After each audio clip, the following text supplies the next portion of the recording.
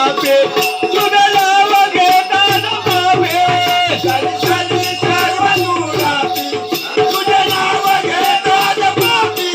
दर्शनी सर्व दुरापी तुझे नाव घेतात पापी 100 रुपयाची गुन्हा सांगणे म्हणजे ढोलक काय सांगाय सांगणं असं आहे की शेषी मागची जवळ जाय आणि ढोलकी वाजवायची आहे वाजवणार शिरगार करा निघाला